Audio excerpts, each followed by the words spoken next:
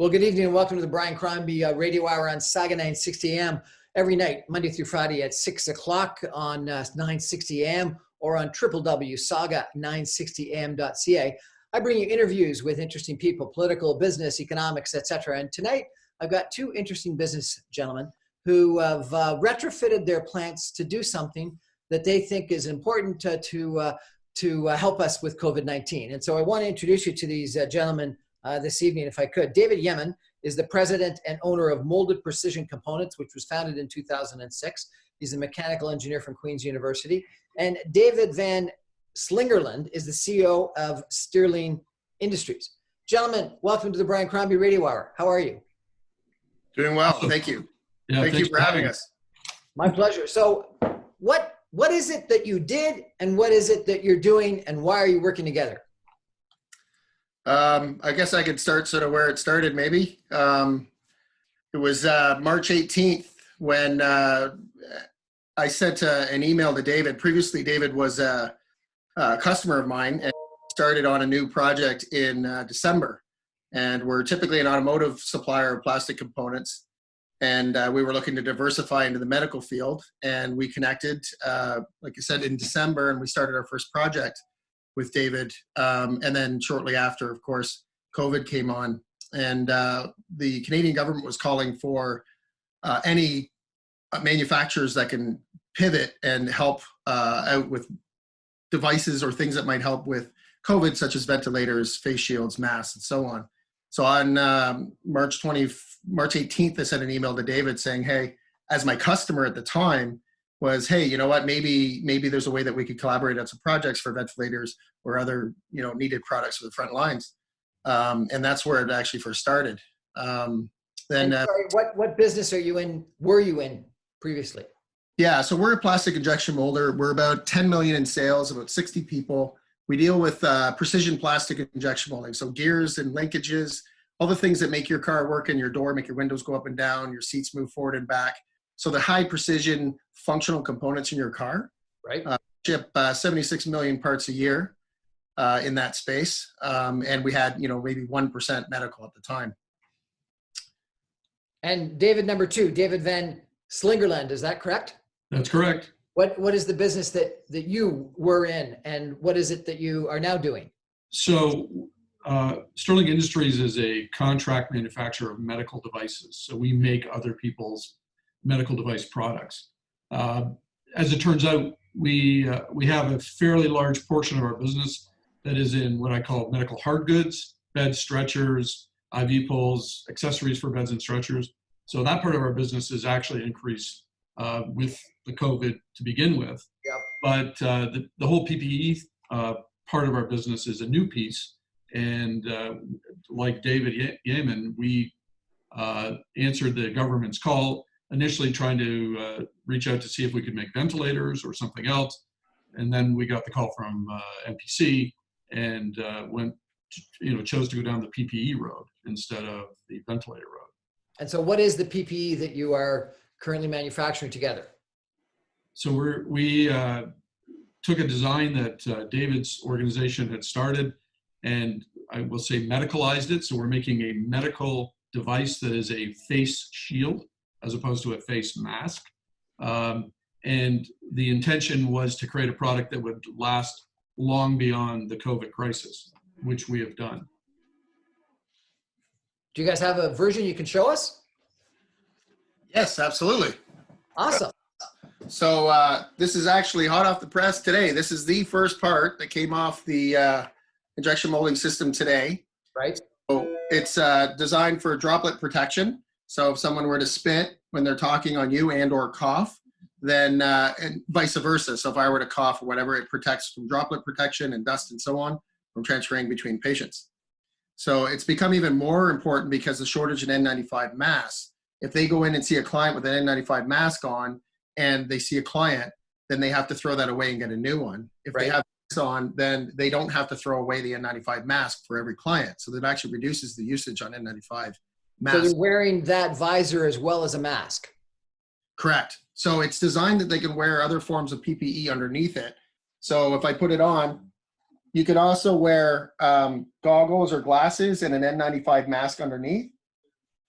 So that allows ultra protection, basically. And how'd you come up with this idea?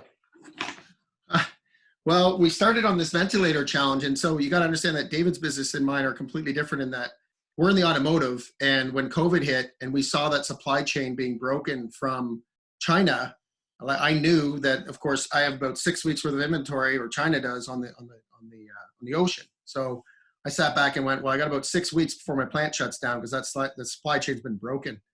Had we not pivoted fast, we wouldn't have been around within a couple months. So for us, it was desperation. In David's case, his business was booming, being a medical device supplier already. Right. We joined this ventilator challenge to answer the call from the government. We soon found out that, we can't make ventilators, but we can make parts for ventilators. And then one of my engineers came to me and said, hey, what about this? And showed us this, a design of a face shield. And that's where it sparked. And that started on March 21st. And here we are 1 month later. And in a week, we had it patented. Dave called us the same day that we started on the design in the morning. He called me in the afternoon and said, you won't believe what happened. I just got a call from the Israel government asking for 25 million shields. I said, well, that's funny, David. We just started a design on one at 8 o'clock this morning. And he called me at 2 o'clock. And from that day, the next day, we started 3D printing. By Friday, we had a patent pending on the product. By David and I wrote a grant application all weekend and did a pitch to the Canadian government on the Monday. And by Tuesday, we're approved with a federal grant to tool up over $5 million worth of tooling and facilities in order to make these. Fantastic. And the tooling has been already put in place and you're up in manufacturing? Yeah, so the tooling is our first production tool. We're heading to mass production today. So, exactly 1 month from conception, and we're starting mass production today. So it's been a very exciting endeavor. Well, this is very exciting. And I think that, people that are expecting everyone to go back to business as it was 2 months previous tomorrow are being naive. And what you guys are doing is proving that taking advantage of the situation and helping the situation is probably the right thing for businesses to do. Anyway, we're going to take a break for messages. I'm going to come back and learn more about how you guys have effectively reinvented your business in such a short time period. Stay with us. Thank you.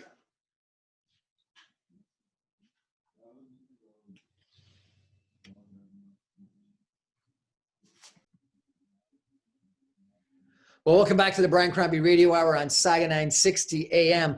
I'm chatting tonight about two businesses that took advantage of the COVID-19 situation, but also helped dramatically this healthcare crisis. And I am firmly of the belief that people that just sort of hunker down and don't do anything for the next 2 months or so, waiting for COVID-19 to be over and us to reopen our businesses, are being a little bit naive. And what companies need to do is to think about what they can do in this environment, how they can live and operate in this sort of new normal, if that's what you describe it as, and be successful. And I think these two gentlemen have done it. And so I'd like to reintroduce you to David Yemen, the president and owner of Molded Precision Components, and David Van Singerlen, the CEO of Sterling Industries. It sort of sounds like it's the David and David show. David squared.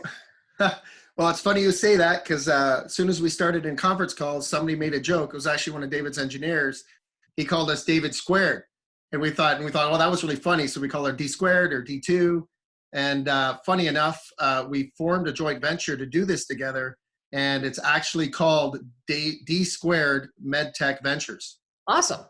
So it rolled from a joke into an actual joint venture. So tell me, you talked about how you got the idea. How did you get rolling into a joint venture? Well, first of all, I knew that, we're a parts manufacturer and we're not operating in the space of medical devices. And it's great to be able to make something, but if you can't get it to market, you can't get it certified and you can't meet regulations and we don't have distribution, then we'd be making a boat anchor that would be sitting on our boardroom table. So this is where, the collaboration between Dave and I made it the perfect combination where they are already in the medical field. They are an MDEL certified facility, an ISO 13485 facility. They have, they know how to meet all the regulation, all the testing requirements. So they are able to bring to the table making the clear part of the shield. I'm just making the headset that we have. So they're dealing with making the shield, packaging it, doing all the regulatory and the distribution of that product. So it was the perfect combination. There's no way that we could have taken this to market. And a lot of other people have tried to do the same, where they have an idea, but they're all stuck in all the regulatory aspect of it and getting it to market. Right. So they stalled, right? And so David and I said, hey, this is perfect. And now, David, number two, maybe I could interrupt and ask, has Health Canada, or wherever it is that you need to get regulatory approval from, been more accepting or rapid in their responses and approvals, or is it the same bureaucracy that we've always had? No, I think they've endeavored to, for not just us, but for everybody trying to do PPEs, they've tried to clarify the requirements. In most cases, we had everything in place, so we were ready to go, as Dave mentioned. Other companies that were not in the medical device business, as an example, were granted overnight establishment credentials to be able to make a medical device. So certainly Health Canada and the government in general has done their best to take away all the red tape. Our grant application that we made normally takes 2 to 3 weeks for anybody even to look at it. We pitched on a Monday night, and by Tuesday mid-morning, we had the funding in place. Who is the grant application to? Who did you make that to? That was to a program called NGen. It's a federal next generation technology program. So, and Dave actually has had some experience and has received grants from them in the past. Excellent. So, and the shield is made out of what? Plexiglass or what? it's a PET G type of material. So it's used in food products. It's the key thing with it was biocompatibility. So there's a series of plastics that are biocompatible with humans, meaning they can touch humans and they won't cause an adverse reaction. I think you've probably seen in the news, there have been some other face shields that have caused people to break out in rashes, right, et cetera, because of the materials that they're using. So we made sure that we went to market with products that were not going to cause any adverse reactions. And the other thing, which I think was a great thing, was it's 100% recyclable. Many of the other face masks that people, or shields, sorry, that people have been making have foam, glues, etc. They can't be recycled. So whereas ours can be tossed right into the blue bin. Can the virus live on the shield? The virus can live on pretty much any surface, so it can be wiped down. Again, when it comes to plastics, and this is, how's the best way to put it? The health officials are speculating as to life on different surfaces. As it turns out, metals seem to be one of the ones that where the virus lasts the longest. Plastics are, I believe, within 1 or 2 hours, and it just naturally dies in a plastic environment. And the intention, David, number one, is that people will wear this for one shift or for numerous shifts, or what? Yeah, so David, I guess it's official now. I'm David number one. We've been fighting for who's number one, who's number two. Now you made it official. Thank you, Brian. You're welcome. He's going to slap me for that later, I'm sure. Sorry, I lost what the question was now. What's the intention? Do you wear the shield repeatedly once? Does it then get wiped down? Does it get washed? What's the process with the shield in the healthcare environment? Yeah, I'll let David number two answer that one. So it is mechanically, you can remove the visor portion and snap a new one in place. So it mechanically works that way. In the world of medical devices, if you have a reusable device, the reusable piece must be labeled so that as it's worn multiple times, you can look at a label and understand what it is. So there's an identifier on it. As it turns out, when you're making, and we haven't really talked about the volumes here, we've created an industrial strength solution where we'll be generating over 2.1 million shields a week. So if you start to think about the logistics of that, you have to put a label on 2 million headbands per week. Not so easy. So right, we will eventually do that, which will make it reusable. But right now it has to be a single-use device because we can't label it. And a single use being one shift, one day? Yeah, certainly the design allows for some cushioning and some, the mechanics. I'll let the mechanical engineer, Dave, That's describe right. why it's Yeah. comfortable and can be worn all day. No, but this is an issue because I had a doctor, an infectious disease doctor on my show, and he said one of the biggest problems with these masks is that you're constantly fiddling with them because they are uncomfortable. They hurt your ears. You can't talk very nicely, and so therefore people are pulling them down. And he says you end up getting more germs on your face because of playing with a mask than almost any other reason. Yeah, the great thing about what we did right from the very beginning, we had a doctor, he's the head of the ICU of a local hospital, and we brought him on our team right away. He was actually in 2 weeks quarantine returning from a trip. He's a friend of mine that lives in a local town here with me. So we joined him on the team, and he consulted right from the very beginning about what the needs are of the doctors in the ICU specifically. So we had those inputs right away. We also have David's engineer is also a paramedic part-time. We have nurses, family members that are nurses, paramedics, firefighters, and we canvassed everybody about what are the true needs and what are the problems, what's currently out there. So we had all those inputs from the beginning. So the way we designed it so it's for long time use, that it doesn't create pressure headaches. Like a baseball cap, you adjust, you make it to a certain size, you put it on, you bend over and it falls off. So then you make it tighter, you put it on and it's too tight, you're getting headaches from pressure points. Right. Okay, we need something that's ultimately adjustable to any head without falling off for any reason. So that's exactly what we did here. So this feature here is actually an accordion. You can see how it collapses like this. The back of it is adjustable for size to whatever size that you want. So you can do call it macro adjustment in the back, but because of the spring features and the way it's designed, it takes up any micro. So you always have an equal amount of pressure on your head at all the time, and you don't have to keep constantly adjusting it. It is designed to have a light pressure on your head, but never fall off whether you're sweating or not.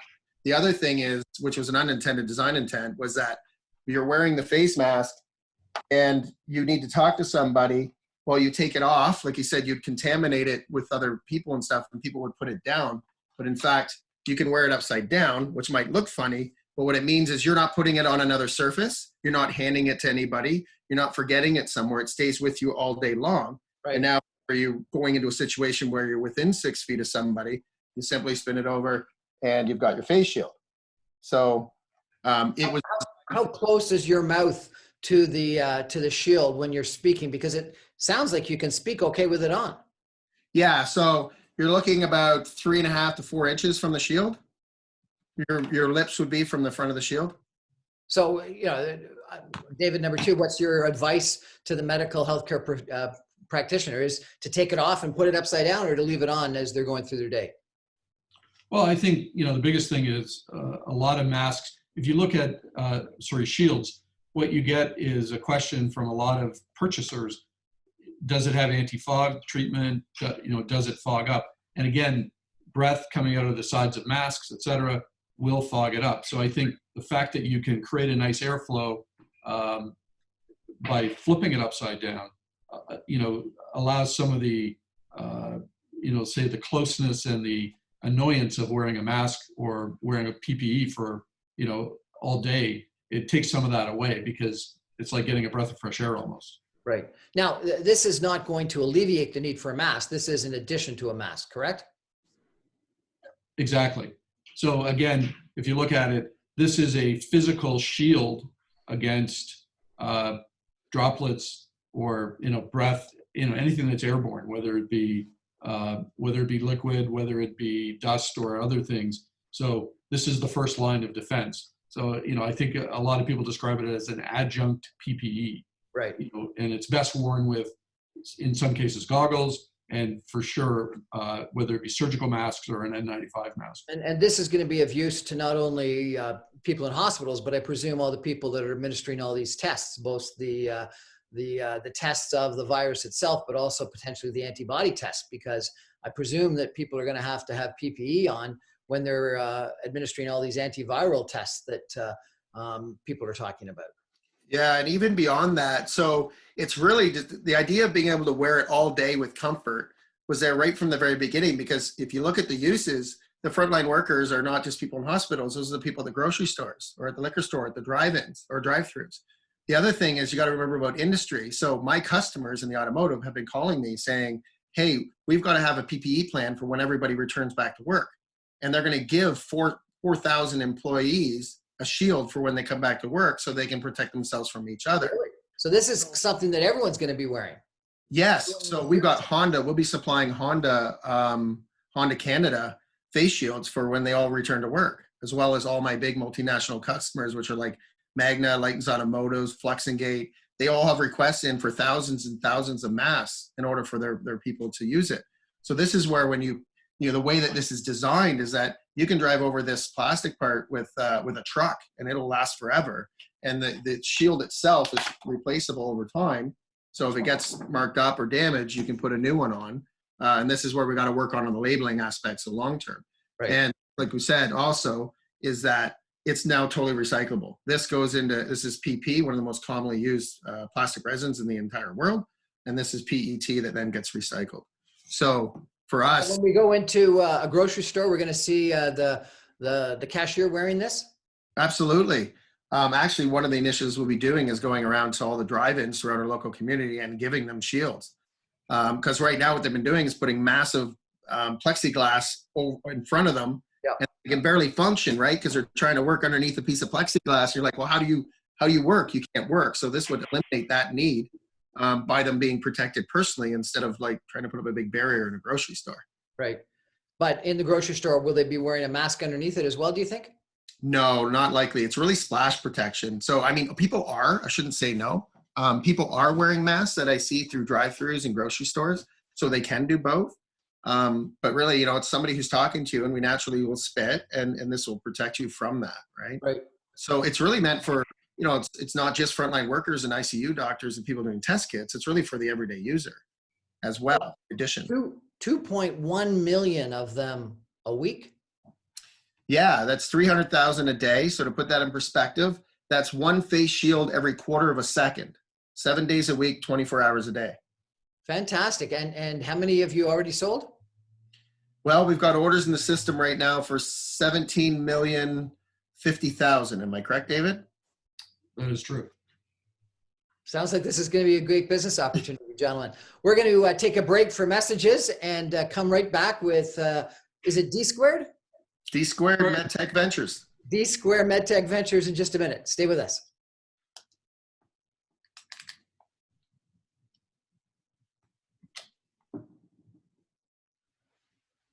Well, welcome back to the Brian Crombie Radio Hour. We're having what I think is a fascinating conversation with two gentlemen, D Squared, two different Davids that have really recreated created a brand new business of a medical shield.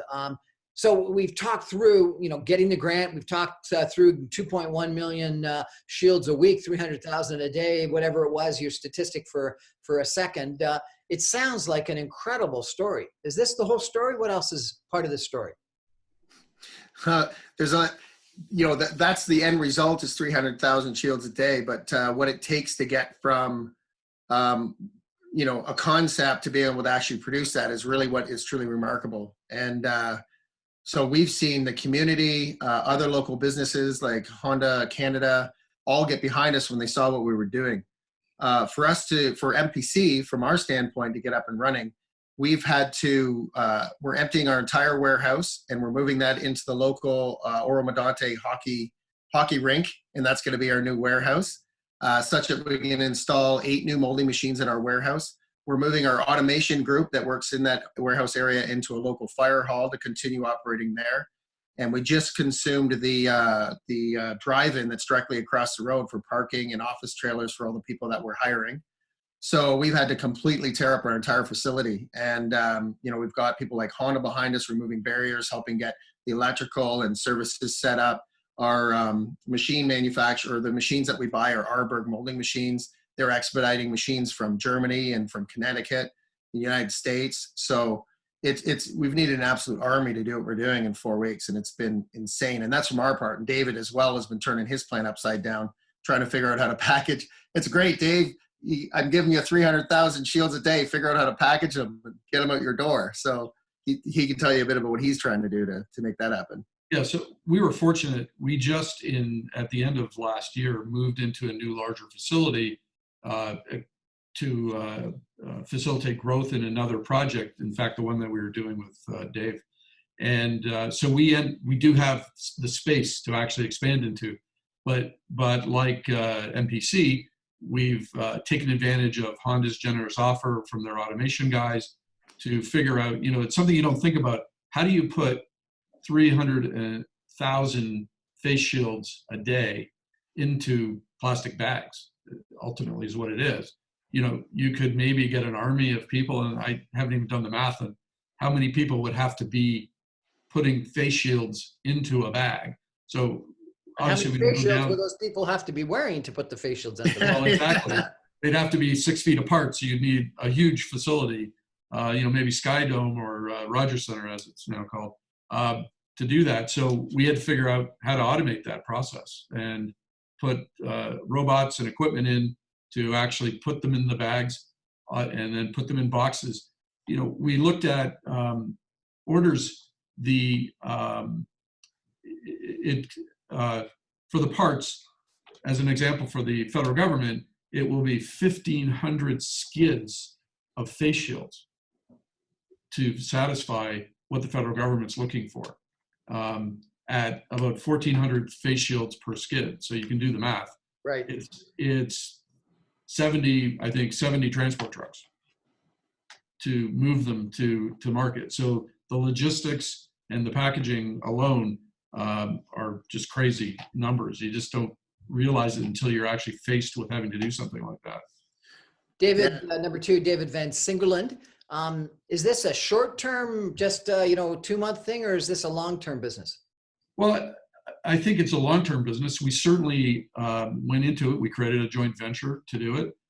We also ensured that we designed the product and to meet regulations, to meet standards. And so as an example, we've registered the product with Health Canada and with the FDA in the United States.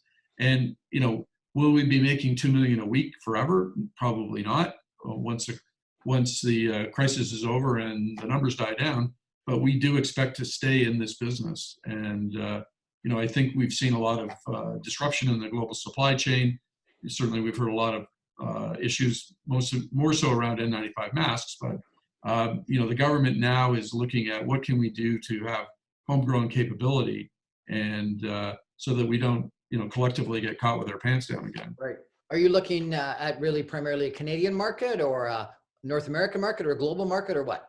So global. As part of this process, we've actually reached out to 35 U.S. states as well as the Canadian jurisdictions because everyone is looking for these products. We've also reached out to Europe. I think Dave mentioned originally we had an inquiry from the Israeli government as well. So we expect to be here long past COVID to, as I said, ensure a stable supply chain for Canada. And, I also have a facility in the United States. So we also have many ties to different parts of the US as well. So, we'd like to, give back and support all of our communities that we are in. Will you be manufacturing in the United States as well, or just here in Ontario? Well, I think it's about supply and demand. Certainly, we've created a large capacity here in Canada. We'll see what the market looks like. Certainly, I've spoken to a number of our large distributors that distribute medical products to hospitals, long-term care homes, and certainly they want to buy product from us. They'd like to do it now, but one of the things that Dave and I decided, that we would at least initially give all of our product to government, and whether you agree or disagree, we felt that they were the best ones to determine need and where product should go. And it shouldn't be us trying to decide, okay, should we give it to this distributor or that nursing home? Let's let government do their job. Yeah, I presume give really is sell. You're not giving it. That's true. We are selling it. But I would also say, though, that in talking to different levels of government, we've heard horror stories about profiteering and people just asking crazy amounts for what amounts to a dollar of product for some of these really simple products. Ours is a little more sophisticated, so it's a little more expensive than that. But we're certainly 20% or less than what other folks are asking. So we have chosen not to, let the market. Yeah, we're offering we're offering the product at a, maybe not what's going to be post-COVID price, but it's a very reasonable, fair price. Right. Tell me, if you could, a little bit about sort of the tactics, the realities of doing this in a kind of a strange environment. Most people are laying employees off. Are you able to recruit and hire and train people and bring them on staff? What about working capital?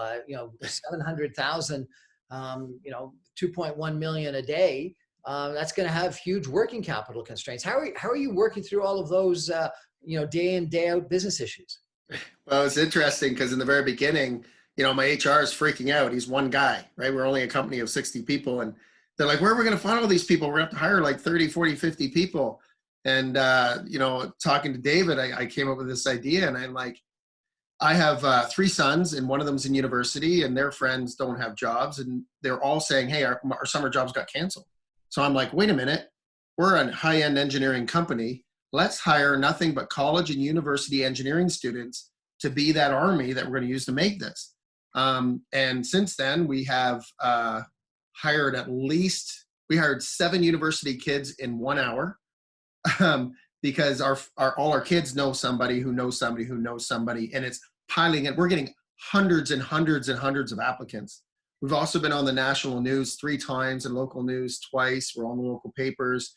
And people are just coming out of the woodworks. We have thousands of applicants for, 50 jobs. They're not the biggest urban environment. Where are they all staying? In some local camp or a local hotel? No. So Barrie has a population of around 130,000 people.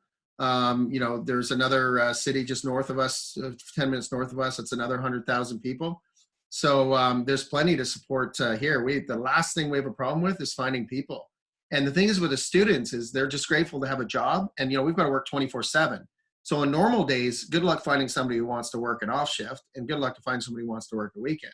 Well, these kids are so motivated because they went from not having a job and not being able to return to school in September because they can't afford tuition to making more money than they've ever made and being able to return back to school. So from our standpoint, what I get from this, it's so rewarding to know that all these kids get to go back to school because they fantastic news. And we get to enable that. What about working capital? You got a grant from the federal government for your tooling. How are you financing your working capital? That's got to be a huge investment.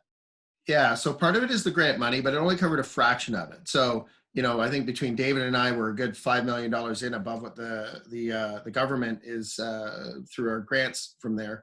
The Canadian government does have other means of lending money at very good rates right now, the BDC and EDC. As well as, what working capital we might have had left. So, and also excellent terms. So Arberg, our machine supplier, has given us terms that it's a very little down payment, and we're actually paying them for the machines as we make parts. So we agreed, like the Rolls-Royce model, which is called power by the hour, no one pays for the engine. They just pay you for the use of the engine by the hour. So I proposed that to Arberg and said, why don't I pay you by the hour? So I'll give you a down payment that makes you whole. I put them on the floor, and for every hour I run, I'll give you $27. And if we do that, that'll pay back the machines in a year. And they thought that was great. So without their support, we certainly couldn't have brought in this much capital. So you got help from the federal government. You got help from the local fire hall. You got help from the local arena. You got help from your supplier. You got help from a friend that's in the medical device business. Yeah. Yeah, so it's been amazing watching the world go together. I keep talking to everybody about World War I and World War II are the closest things that anyone can compare about the impact in the world. And I'm saying this doesn't even compare because, in all fairness, when there was a world war, there's people in Africa that weren't touched. There's countries that weren't necessarily affected by the quote unquote world war. This is the first thing in the history of time that every single human on the earth is being impacted. And it's wild. It's wild. Well, since probably 1919 and the Spanish flu, but you're right. Right. But look at where we are today with the social media and everything else. Like, this is half the world didn't even know what was going on there. Here you go home and you're terrified. I watch the news for an hour and I feel like I want to crumble a ball in the corner and cry. I'm afraid to leave my house. So people are terrified. So our workers are coming to work terrified. So we've got to have really significant protocol in place in order to protect them while they're here, and make sure that they're safe. Well, okay, so we screen everybody who comes in. We take their temperature. They go through a questionnaire. This is every day when they come to the facility, as to whether they've traveled or come into contact anybody. How are they feeling? Whether they're sick at all in any way, shape, or form, COVID or not. Maintaining the 6-foot distance. We had 6 3D printers printing 24 hours a day. We'd sent some 3D printers home with some of our engineers, and they're getting up in the middle of the night 3D printing these masks for us until we got into mass production, so we can outfit everybody with our masks in production here. Visitors are restricted.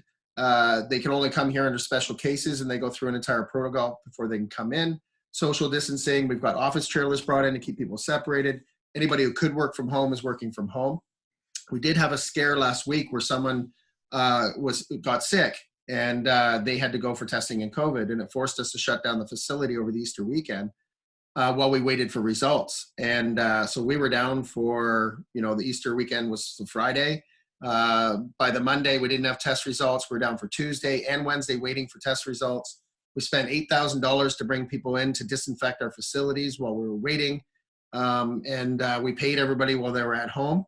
And then it turns out it was a negative. It was just a sore throat. So I interviewed another fascinating company just a week ago, Spartan Bioscience, that's developed a handheld DNA test for COVID-19 that you get the result in half an hour. And, someone like you, a business like you, should have one or several of these at the front door, such that if you end up having someone sick, you can test them right away and you don't have to wait a couple of days and shut down over Easter weekend. Well, yeah, that scare that somebody had a sore throat cost us $40,000. So not to mention that at 300,000 face shields a day, you lose a day. Well, that's 300,000 face shields. Now, if a doctor sees 10 clients, that's 3 million people that aren't protected every day that we don't run. So, and how are you taking their temperature? Just putting a thermometer in their mouth? It's funny enough. No, we have a $20,000 IR gun that we use to test our equipment for hotspots and maintenance. So we pull out our $20,000 IR device, and we just point it at you, and it scans your entire body actually, and it detects your temperature everywhere on your whole body. And so yeah, we just so happen to have that in our maintenance department for maintaining our equipment. Is that another business opportunity, creating these temperature guns that all different companies are going to have as you walk in? Well, maybe that's, there are IR cameras that people can have, and like they have in airports as people come through, and they can identify whether somebody has a fever and stuff. And maybe there is a business in that going forward. But I understand that in China, that's exactly what they've done with a bunch of different hotels, manufacturing facilities, grocery stores, etc. Yeah. Is using industrial grade temperature. Yeah. Yeah, I think that's only one set of symptoms. Many people that don't have a fever and aren't symptomatic are actually carriers. So I like the Spartan Bioscience solution of giving an immediate test, because I think that's pretty much 100% conclusive, as opposed to, I can shoot everybody with the IR gun on the way in, and not one of them could have a temperature, but several of them could be contagious. You just don't know. Well, gentlemen, it's a fascinating business that you've created. Are you both privately owned or publicly owned? Publicly traded? Yeah, I'm privately owned. I have another business partner, and we started this business in 2006. We're a 50-50 owner. So it's always been private. We funded this with mortgaging our house and no pay for years on end, trying to build the business to what it is today. And we were struggling desperately through the automotive struggles of competing with China and Mexico and other countries. So we don't have any outside money helping us. We built it all with our own two hands. And, so yeah, it's been interesting trying to do it from that perspective as a privately owned company. Well, good luck and congratulations. And David, number two, are you Publicly traded or privately owned? No, we're privately owned. I'm a sole proprietor in the business. So, Chuck, so I can't invest in you. I'm so disappointed. And if Well, people are interested in buying some of their shields, is there a website that we go to buy some of your shields? yes, it's www.shield-u.com. Awesome. Can you show us the shield again? Yes, I can. I actually disassembled it here. I can show you how it's assembled then. So you receive it in the package, you flap, you take the shield out, you simply hook it on as you bring it around the front, and your shield's ready to go. Can you put it on? I can. Say something. Hello, Brian. Maybe you can invest in our D2 MedTech Ventures. Maybe we'll go public with it. I'm there with some cash. It sounds like a fascinating opportunity. We're going to take a break for messages. And when we come back, I'm going to ask these two gentlemen to elevate a little bit and think about what their guidance for other companies would be. Because what they've done is they've not taken this COVID-19 situation as just an opportunity to sort of hunker down and wait it out. They've actually created a business. And I think that that is an important lesson that we all should be mindful of. So stay with us and we're going to come back in just a minute. It's actually a perfect. Well, welcome back to the Brian Crombie Radio Hour on Saga 960. We're chatting tonight with David Yemen, who is the president and owner of Molded Precision Components, and David Van Singerland, the CEO of Sterling Industries. And the two of them together have formed a joint venture, D2 Medical Instruments, that has developed this fascinating shield that they're selling, what was it, 7 million? No, 3.2 million a week, I think they said. To producing, and they're going to be selling it to governments and healthcare workers, and ultimately to people in stores and things like that. And I think, David, what you've done is spectacular, and I'm very encouraged by what you're doing, both for people that are dealing with this problem in COVID-19, but also I think you are a great example of what I firmly believe, and I'm not the only person. Lots of people think this, but we just can't hunker down and wait. We've got to think about how we can prosper in this, whether it's called a new normal or this reality we're in, because it could last for a couple of months. It could last for a year, could last for 18 months. The pandemic and the Spanish flu pandemic in 1919 had 3 waves and lasted a year and a half. And the second wave was actually far worse than the first wave. So who knows how long this is going to last? And I'm convinced that people have to think about how you make money and how you create a business and how you save your business in this environment, rather than just lay everyone off and husband cash and try to survive. Could you two elevate for a second and tell me what your advice to business people might be? Am I right that you've got to think about the future? You guys obviously have. Or do you just sort of hunker down and lay everyone off and husband cash and hope that you can reopen again in September? Yeah, what was interesting for us is, again, like David's business started booming even further, and in mine, in case it was dying very quickly. Our sales went to zero almost overnight in the automotive. I've always committed to my people ever since 14 years ago when we started that my goal is to retire without ever laying somebody off. When we started 2006, 2008, the recession hit. 2009, the approach we took at that was keep moving forward. We're either in this to succeed or not. And if we're going to do it, if we're going to go down, we're going to go down fighting. I'm not going to go sit in the corner and wait for it to happen. So we're going to move forward. So we're either in it to win or not. Same approach here. I described to all my staff day one when we had our first address that we will not hesitate. We're in the middle of building a 45,000 square foot facility pre-COVID. And everyone's like, well, you're going to stop the building and what are we going to do? And I said, we're going to continue to build and we're going to move forward, because what's going to happen is everyone else is going to run the opposite direction. Yeah. And we're going straight forward. And if you're in a 100-meter dash with anybody and you hesitate for a fraction of a second, you lose that race. So what I said was, we're not going to hesitate. We're going to accelerate the building, and we're going to find a way to take the talents in which we have and apply it to something that's going to help this. And we pivoted on a dime. And 4 weeks later, we have, we have orders for 17 So million. if I had you up on stage with 500 owners of different businesses, and they're all in different industries, and you're giving them this speech about be committed to your employees and don't stutter in the 100-yard dash and be committed to moving forward. How do you inspire them to think about that new opportunity? Oh, by our story. I mean, like the Canadian government is touting this as one of the greatest Canadian business stories ever. There's a documentary that we're shooting on this whole story. I would also encourage people to say, if you sit back and go, well, what can I do? I don't know what I can do. It's exactly what David and I did. Understand where you're weak and find partners that can help you. You don't have to do it by yourself. So we quickly said, this is what we're good at. And how do we apply that? What partners have what we don't have, such that we can do something with this? So on our own, we couldn't have done it. Without David and his skills and what they can do, we couldn't have done it, and vice versa. So, you got to look for collaborations and innovation amongst companies, and you're never on your own, to the point we had Honda get in behind us, right? So you got to get out there and make it happen. Ask. If you don't ask, you don't receive. You just got to be bold and go for it. Because, if you're in it to